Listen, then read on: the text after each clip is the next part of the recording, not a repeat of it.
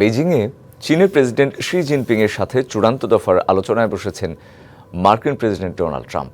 এর আগে তিনি দাবি করেন ইরানকে সামরিক সরঞ্জাম দেয়া বন্ধের প্রতিশ্রুতি দিয়েছে চীন। যুদ্ধ বন্ধ করে দ্রুত হরমুজ প্রণালী খুলে দেওয়ার আহ্বান জানিয়েছে বেইজিং। শুক্রবার বেইজিংয়ে পা রাখার পর লাল গালিচা দিয়ে বরণ করে নেওয়া হয় ডোনাল্ড ট্রাম্পকে। প্রায় এক দশকের মধ্যে এই প্রথম কোনো মার্কিন প্রেসিডেন্টের চীন সফর। শুক্রবার বেইজিংয়ে চীনের প্রেসিডেন্ট শি জিনপিংয়ের সাথে চূড়ান্ত দফার আলোচনায় বসেন ট্রাম্প। এর আগে বৃহস্পতিবার দুই নেতার বৈঠকে আলোচনা হয় অনেক জটিল বিষয় নিয়ে। কথা হয় ইরান যুদ্ধ নিয়েও। বলা হচ্ছে এই ঐতিহাসিক বৈঠকের মধ্যে দিয়ে যুক্তরাষ্ট্র চীনের অর্থনৈতিক সম্পর্কে নতুন অধ্যায় শুরু।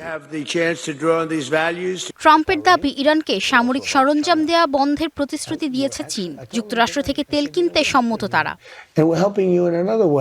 চীনের পররাষ্ট্র মন্ত্রণালয়ের মুখপাত্র জানান ইরান যুদ্ধ চালিয়ে যাওয়ার কোনো প্রয়োজন নেই। হরমুজ প্রণালীও দ্রুত খুলে দেওয়া উচিত বলেও মনে করে বেইজিং।